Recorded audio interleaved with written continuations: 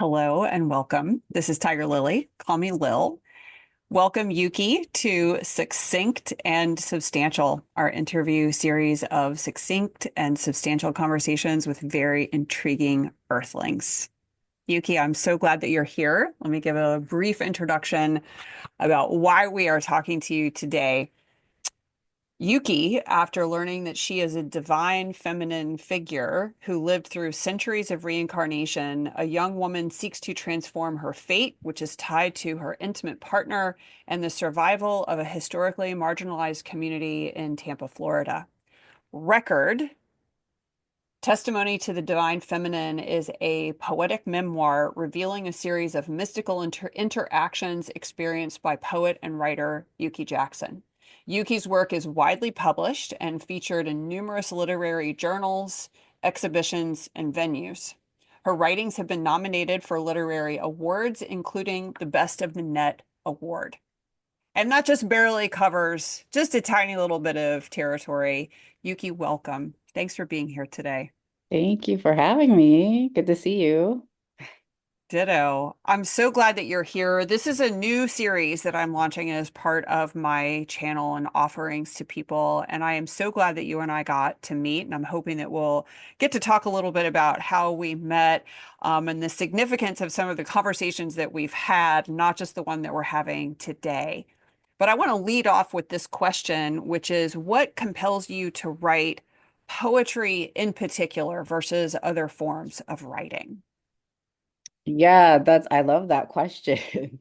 Because it makes me really kind of investigate that myself. And what's funny is that I think for a long time I had answers to that question more like stemming from adulthood, so more in terms of like this is what I've read and or this is what I encountered, kind of as a teenager. But then, if I really, really take it back, I think it's because, and I can't say definitively, but I'm guessing, the reason why I'm drawn to write poetry is because from my childhood, or actually since in utero, I was exposed to Buddhist chanting through my mother. And, so for example, and the reason I say in utero, is because, while she was pregnant with me, she was chanting, there's a phrase, Nam Myoho Renge Kyo, that she practices, that mantra. And so, yeah, so, she would chant a lot, obviously, because, she was, I'm assuming, probably very, kind of worried or concerned, of being able to kind of deliver a healthy child and whatnot. I'm sure all that like nervousness that might come with that first time motherhood. And so yeah, so while in utero she would chant a lot. And then of course then after I was born, so I grew up basically in a household where my mother chanted. um but specifically why that's related to poetry is because, so that specific chant is a derivative or is sort of like a summary of a Buddhist sutra called the Lotus Sutra, which was the last sort of poetic teaching of, Siddhartha Gautama, aka Shakyamuni, aka the historical Buddha. And so, the Lotus Sutra in particular is sort of unique in that compared to his prior teachings, in the Lotus Sutra, it's prominently in verse form, Okay. where his previous teachings were more prose, or or in terms of like people recording his thoughts, putting it in prose form. But yeah, this one was more delivered. I think of him kind of like as almost like a hip hop MC freestyling his teachings. That's how I see that figure. And so yeah, so it's within it, there's a lot of like extended metaphors and parables and whatnot. And so, yeah, so ultimately it's rhythmic, poetic language, imbued with messages and experiences and perspectives. And so, as a part of our daily chanting of the Nam-myoho Renge Kyo phrase, we also read from a couple of chapters, from that text, of the Lotus Sutra. And so, again, because I was exposed to it from like ever since I was born and grew up with it. I just think that that sort of has laid the foundation for kind of how I have a relationship to poetic language, specifically like rhythm in language. And yeah, and that kind of inclination to want to like seek kind of like a more profound meaning within that. Um, so yeah, so I know even though typically maybe with like kind of like religion or like spiritual teachings and stuff, maybe we don't often like associate them the same way, as we might with like a book of poetry, that's kind of more a direct, reference to that. But I'm realizing probably how much actually not only me, but probably like people all around the world, right? Like whether we currently practice religion or not, right? Like it's like in some form we've been like exposed to that through spirituality or religion. So yeah, so I just think it's interesting how then probably that means like we're all really poetic from childhood too, in that way. So I love the fact that it's kind, I mean, and in some ways it sounds like one of the things you're saying is that it is in the marrow of your bones from the very beginning, even before you entered this realm, through the gateway of your mother's birthing you, that it was that rhythmic. And then, I mean, for me also poetry has been kind of a distillation of mm, language in a way that, really succinct prose can get us there too. But in a mhm, lot of ways, poetry strips away really anything that is unnecessary and really gets to the heart of something in a way that prose really just doesn't get a hold of. And then there's this aspect of the rhythm of verse. And of course, we also have just the basic rhythms of biology, right? The heartbeat mm, and the breath. And so that was something that came across for me when I was reading a lot of your poems. And of course, if you look here, there's also this record, right? And you make several references in your poetry and I feel like some of it also like has this hip hop that rhythmic to it. I don't know if hip hop is the specific musical genre, but definitely could feel some of those rhythmic vibes coming through in a lot of the sort of it leapt off the page in a lot of ways. And I was myself inspired to read it out loud so mm. that I could hear that cadence for myself. And I'm hoping that a little bit later you're going to read us some of your poems. You also write in here about in the back of the book, you talk a little bit about the different incarnations of the divine feminine, and that this book in particular is a correction of an imbalance in so many of the stories that are told about especially in the different spiritual traditions around the world. And that so many of those spiritual traditions have very much focused on the men's teachings. But as you point out, in several different figures of the divine feminine, you specifically speak to Isis, you specifically speak to Parvati, Mary Magdalene. And I couldn't help but notice that those particular associations resonated with me personally on a lot of different levels. And one of the associations that I took away from that discussion about the divine and the prose and the back of the book, when you talked about the divine feminine figures, and that still very much is present in the poetry itself too, is this idea of the absence in the rhetoric of the divine feminine. And I couldn't help but remember that when I first learned the myth of Isis in particular, and this may be true in some of the other pantheons, Isis gathers up all of the pieces of her husband, the actual physical pieces of her dead husband, Osiris, and puts them back together and brings them back to life. And of course, there's another story told many, many, many centuries later by Mary Shelley of Dr. Frankenstein bringing together all of these different parts of different bodies and bringing it to life. But that's a horror story. And I feel like one of the allegories I think that Mary Shelley was getting at was this idea that I don't know that she ever specifically states this in the Frankenstein story, but the absence of the divine feminine in the process of creation is what creates horror. And I Mm. don't think it's a mistake. I don't think it's a coincidence that Frankenstein, the monster Frankenstein, has become kind of a cultural icon, particularly for the West. And then his undead kin, if you will, in zombies. And of course, in the novel, Frankenstein is not a monster at all. He's not a monstrous character at all. He's actually a very deeply compassionate creature. But all of the horror surrounding that. And then, of course, in our modern day age, we've sort of had begun making like zombies and vampires and the undead kind of a glorified. And I wonder sometimes if that is very much a personification of this absence of the divine feminine and our connection to creation itself. So I'd love to hear your thoughts about that and also, what you have in this book and then what you have planned in your future writing projects that are going to continue trying to redress that imbalance and correct that absence. Yeah, I love that. Like, I love that. Yeah, I mean, I think that's so profound, that you've kind of threaded that together with Mary Shelley and Frankenstein and, even our contemporary, like you said, kind of fascination with the undead, and it's all related, right? Like you said, so I love how yeah, I feel like we're sometimes I feel like we're all in this game of like connect the dots.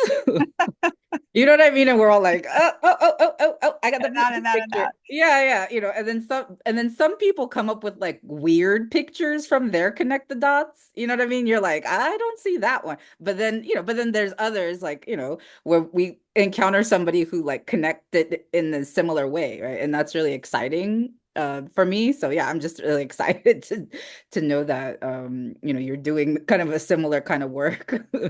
Um but yeah, so I wholeheartedly agree with you, in that connection. And something that I think about too, um is Pangea, like which Indeed. might sound funny, you know what I mean? But or it sounds funny to me as I say it because it sounds so like kind of dramatic, but it's true, right? Like we have evidence that, once upon a time, our continents that are now, a lot of them that have separated over, spans of like millennia and millennia, long before human history, right? That our literal land masses were once one, right? And have drifted apart, right? Through a series of movements from, underneath the Earth's surface, of course. And so then, and then when we think about our current landscape in terms of how as human beings we've created societies and governments and boundaries and what that looks like when we look at a map and how we have all of these imaginary lines that aren't They are actually there that I imaginary. right? And though even though some people are trying to make those lines real by building walls and those kinds of barbed wire and those kinds of things.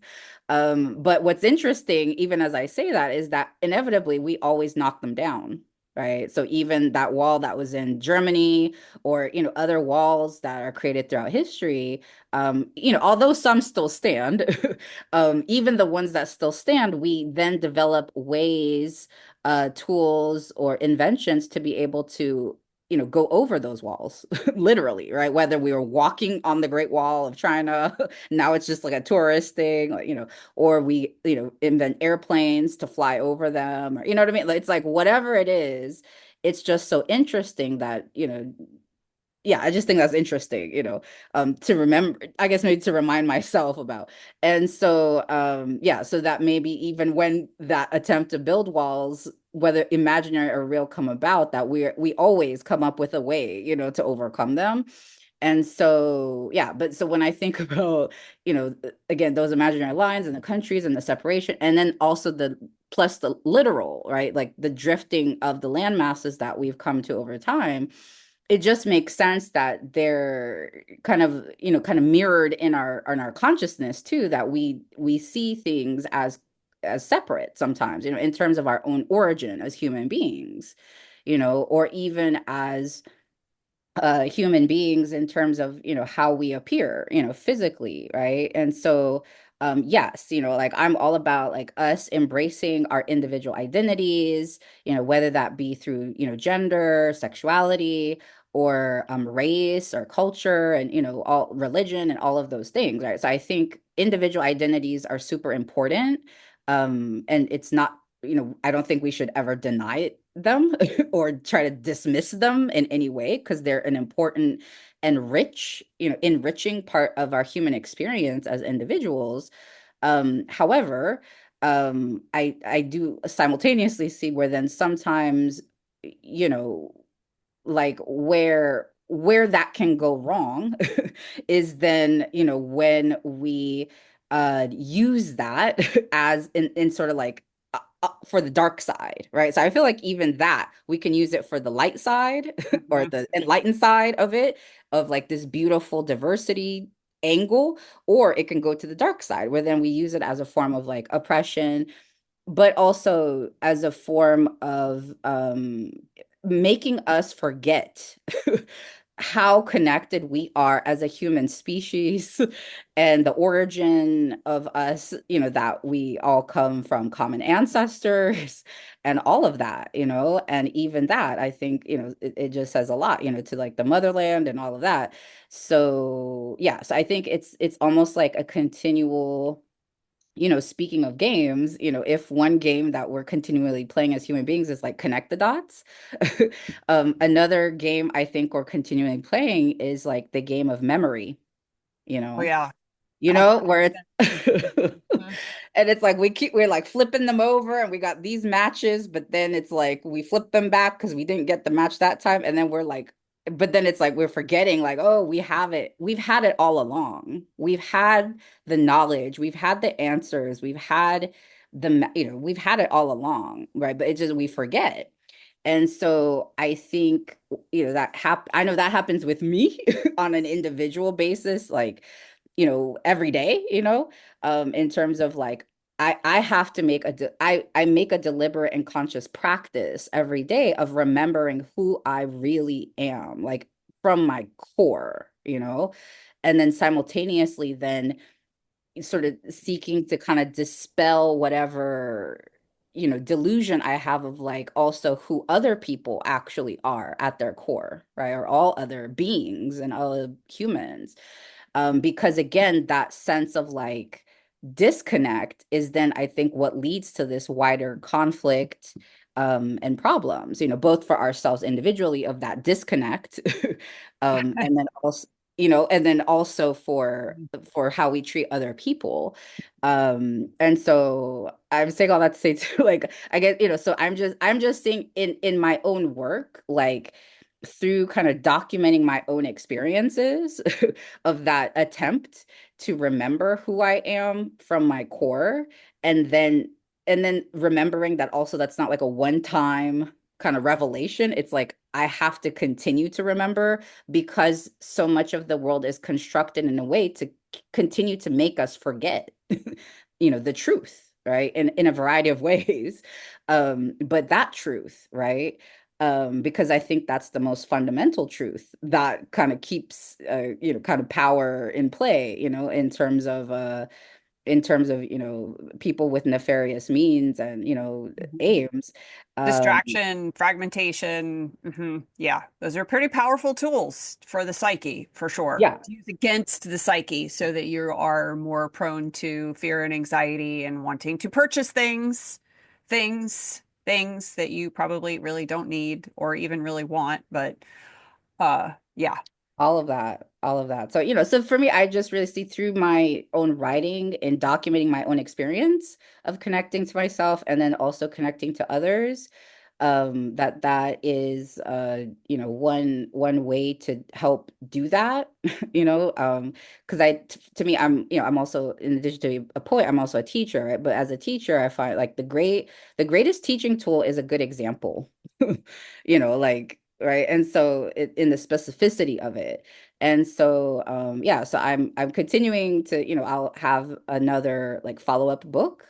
This book, Testament of Divine Feminine, it's also not uh, complete in terms of the publishing cycle of it. I initially put it out, but then I held back on it, I think you know, it for says here book one of a three book yeah, series. Hmm.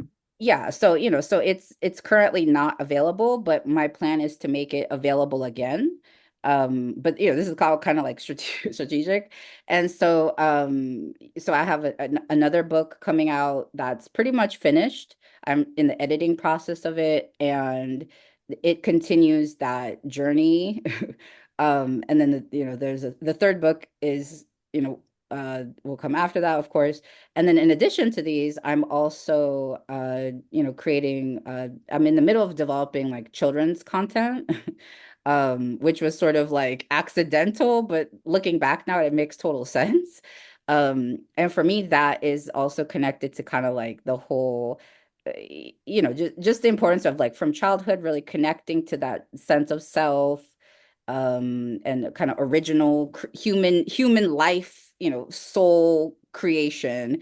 Because I know a lot of kids right now are being inundated with a lot of like artificial ways of, creating Yes. that Mhm. that is also kind of designed to like disconnect ourselves from like that vibrant pulse of life. So yeah, so those are some things. That's really exciting, and I'm really glad that you are in the editing phase. It also makes me feel really glad that I have one of the copies of Yeah. this, the physical copy of this, since it's not available now. But also really glad to hear that, it's going to be made available again. I think Yeah. what you've written here is really important. I think, especially for myself, I very much identify as female, and my pronouns are she, her, and have also myself really connected with the divine feminine in a lot of different ways. And it answered a lot of questions that didn't get answered for me when I was raised in the Catholic faith. And in particular, my relationship with the Virgin Mary and with Mary Magdalene over the years, and how that relationship has changed. And you write some poetry that specifically calls Mary forth. I think, if I'm remembering correctly, both the Virgin as well as Mary Magdalene. And the Magdalene was the figure that I, even as a very young child, related much more to than Mhm. to the Virgin Mary. Although as I grew older, I began to deeply understand that the Virgin Mary is just one other face of the divine feminine. And so, in a lot of ways, that really helped me to reconcile with the faith that I was raised in, and realizing, oh, she's always been present. She literally has always been there as a source of solace and comfort. And then I'm not sure where I'm going with this, but I want to tie this back to the writing that you've done, because you have, I think one of the things that I really appreciate about your poetry in here is that you have connected up the sacred, the divine feminine, and the profundity of that, along with a lot of profane and explicit language. And you've even got, just like you would on a record, the explicit lyrics here. And so I think, and this is one of the things that I really like, is that you've connected up those two things, connecting the dots again and remembering, right? This whole process Mhm. of like dismember, right? You're remembering that the profane and the sacred are really truly don't have to be separate things, and that we can be profane about the profound as well. And that that connection of the divine feminine, that is the connecting point, and that the entire universe is actually female in character and in the infiniteness of it. One of the things that I learned about human biology that was mind-blowing to me, and it was actually my father that told me this, and I was like, what? Mhm. That can't possibly be true. But then I looked up, it's true. When a woman is born, she is born with all of the eggs that she will ever have in her entire life. And so therefore there's this literal chain of being, right? That as soon as, like, when you're in the womb as a girl child, you are, and I want to be very specific that trans women are women. So we're not talking about that part of it, right? That every woman has a connection to the divine feminine, and that all of life comes from the divine feminine, regardless of how you identify in the ego. And I feel like there's a whole lot that we could really get into maybe in later conversations. But this connection of the divine feminine truly being infinite, I think, is very how do I want to articulate this? I think that that's very well stated when you think about the fact that when a baby girl is born, that all of the eggs that she will ever produce in her body or ovulate and create a pregnancy and then bring a child into the world, or alternatively shed through menstruation or other ways, right? But that all of that exists within her from the moment she reaches planet Earth. The moment that you are incarnated, every single bit of life that you will ever create is already there from the very beginning. Whether that becomes, whether it always just remains potential or whether it becomes an actual human being on planet Earth, it's all there from the very beginning and always has been, right? Going all the way back to mitochondrial Eve or whatever we want to Yeah. call her. Yeah. Um, and that I feel like, and that brings us back together with this biological fact is also really sacred. And I think that the book that you've written, the series of poems that you've written, also articulates that in a very connected and very human way because you also use language in your poetry that can sometimes be very difficult to read. And I want to let our the people who are watching this video and listening to the audio of this that we're going to talk about a very sensitive subject. So if you are not wanting to hear discussions about suicidal ideation, skip forward, and then we'll move on to other parts of the conversation. But this is one of the things that you specifically and explicitly talk about in some of your poetry is that you had thoughts about ending your own life. And I would like to, but you didn't, and you're here. And I just want to say thank you for making the decision to stick around. We know that there are lots of us who make the other decision and are no longer with us. And I would like to hear from you whatever thoughts that you want to share about that, and that if you have any insights that you would like to share with other people who are actively thinking about that right now or who have had those thoughts in the past and what you would want to share with them about that. Yeah, I mean, yeah, thank you. I think it's important to give voice to it, even though I know, like you said, it may be hard for some people to hear. But I think the more we can share in that kind of an experience or at least that kind of feeling or thought, um, the more we can kind of pull the poison from it and like transform it into medicine, Mm. which is what I'm trying to do, what I feel like I'm doing through kind of documenting that experience in my writing, and where I, documented that experience of when I Baker acted myself, here in Florida, where that's like a legal, I don't know if it's a statute or a law or what it's called, but anyway, it's a legal status where you can decide to do that when you are in fear of or basically when a person's like about to harm themselves or other people. And so you could do that to yourself, even though I think many people are like Baker acted from by others. um and that was part of the interesting experience for me of like voluntarily doing that to myself. And it's where you then voluntarily commit yourself to a mental health facility. It's for 72 hours, or at least it was at that time. I don't know if that's changed since then. But to me, it was this really important experience to have. And like even as I went through it, I think for me, again, what I draw upon is my uh my spiritual practice is my Buddhist practice. And so even when I was having those thoughts, kind of I feel like we always have the two parts of us, right? I mean, to simplify it, obviously we have many, many parts of us, Right. but kind of to reduce it to two kind of dominant selves, I would say. And like that, and so at that moment, for me, thankfully, the side of me that really wants me to, continue to, be here in this form, at this time, spoke up, and so I then kind of encourage myself to go chant. And I chanted, and out of the chanting, I then had the wisdom or the idea to seek help for it. And it was the best thing I could have done, because through that experience too, I learned so much, and yeah, was able to kind of come out with tools to kind of overcome those feelings or tendencies whenever they arose.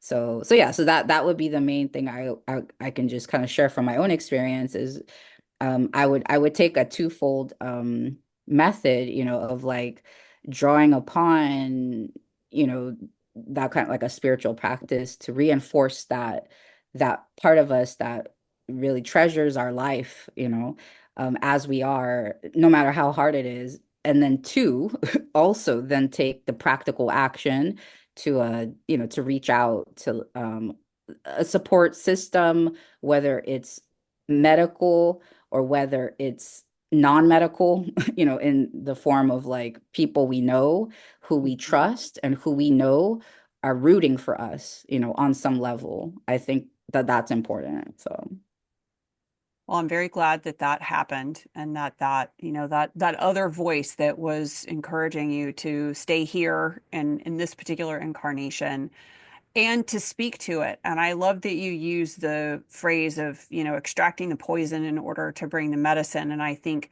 it is the articulation of those fears and suffering that even if it is triggering for us and it's difficult to hear these things and difficult to talk about them, that it is that very process of, lifting those feelings out of ourselves and out into the world and facing them in whatever way. And the way that you faced it in your specific circumstances, Baker acting yourself, and then putting it in writing and publishing this book, I think is one of the ways that we rob the uh, the massive fear that comes from that, and confronting it face on, I think is one of the most powerful things that we can do to take the sting out and turn it into medicine for healing.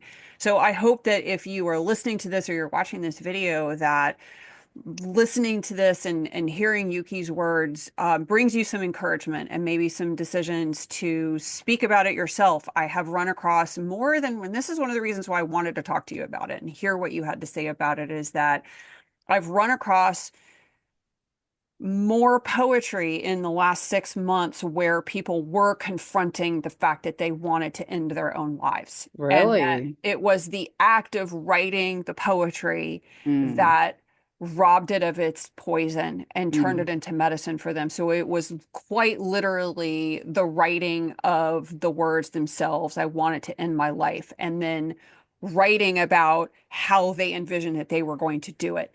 And it was in that very act that they then did not want to do it, or that it, enabled them to go seek additional help that they needed to move past that part of it. So I think you are not the only person who had that, dare I say it, that divine feminine wisdom coming from back here somewhere and bringing it to the forefront and leading you on the path to stay with us. And with that, I would like to invite you, as we're steering our conversation towards the last few minutes, I would like for you, if you would, to read some of your actual poetry to us. yeah, so I'm gonna share one poem, Okay. just because it's kind of a longer poem. Okay. So just yeah, in the time we have together. So this one is actually not from the book record. It's a poem I wrote in last year. It was originally published in Creative Loafing Tampa Bay in April of 2023. And it's called KATARA for real. I am the one who brought the great flood of warriors onto your shore. Roaring, majestic life from the motherland, hear that rumble. Our gale force winds have broke the chains. See it all come rushing as change. So fast, best believe that's whiplash on behalf of the ancestors. In fact, we are them. You see, the energy stored from all the injustice we bore only passed on. Isn't bending blood just like bending water? The avatar of God, call me Katara. Truth is, we began at the bottom, in that space so dark and deep we couldn't be seen. The only light is produced from our own heads, projected in third eye position. It is here where pressure is most profound, where we make our way through the rhythm of sound, manifesting waves from our vibration. This is what it means to see deeply, that bass throbbing as pulse that begins tsunami, born from the underground, that place closest to the core, creating waves as crescendo, following lines that lead us to the peak above that mountain in the distance. You know, energy travels as spirals, winding up like a cork about to pop the top off this bottle, shaking up this blood we drink to form our sanctity. Isn't it once there was no word for the color blue, so we called the sea blood? Like the stream we laid the beat upon, with enough room to lay our verses and move the masses, even before we perform. This means the mass we gained has been invisible, but it's been stacking up. All this pressure, all this attempt to hold us down has only made us stronger. No, we are not woke. We are awake, as in awake, as in those ocean waves created when a vessel moves through a medium, as in the medium cannot be compressed, as in this wake cannot be suppressed, as in the wake when we gather to pay respects to the dead with their body present. I am that body who gave all this labor. What life through yonder water breaks. This is the real Genesis, meaning these are the generations, a generator cord pumping through these children, aka warriors. Best believe these MCs came out by the dozen. You can't fade the mother of all creation, the original, the source. Follow me and you'll find your birth to return to that side we lost, making us complete in this narrative of human history. We are the evolution, the new branch in the story. But in order to understand life, you must reckon with your birth. Even Hokusai couldn't imagine what was coming. Born as arsenal to seal our fate, best believe I came to slay. And here I will deliver the ark, not as in a ship to escape, as in we are the great flood, like the ark in my arm raised as they bow to my power.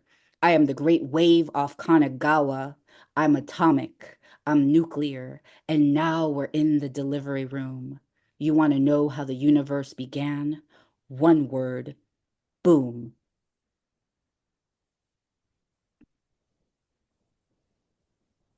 Wow.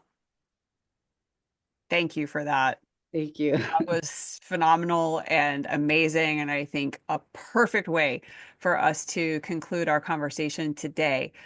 But there's so much there that I would definitely love to have additional conversations with you. And I am guessing that anybody who is watching or listening to this wants to know more. So thank you for that, Yuki. That was amazing. And thank you. That was a major bonus because I had not had a chance to see that in the creative loafing back in the day. So let's close the conversation. I would like for folks to know where they can find you, if there is a place where we can follow you online. And then if there are links that I can put, we'll make sure in the show notes and everything to put the actual link so that you can click on things. But tell us here and now how we can follow you. Yeah, so you can follow me. I'm on Instagram. I don't really post much on there currently.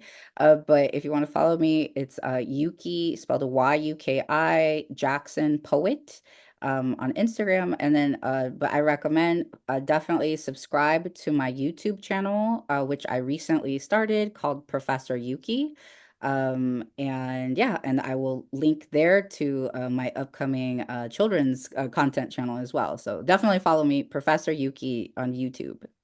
Excellent. Oh, I'm so glad. So that's great. And I haven't followed you yet, so I will definitely. I followed Professor Yuki, but not the children's content channel. So I'll definitely keep an eye on that too. So Yuki, thank you Thank you. again so much, and Thank thank you you. everybody who's listening and watching. And then we will definitely be talking to you very much. Excuse me, talking to you again very soon. Yes, thank you. Thank you. Good to see you. Thank you. Take care. Until next Bye. time.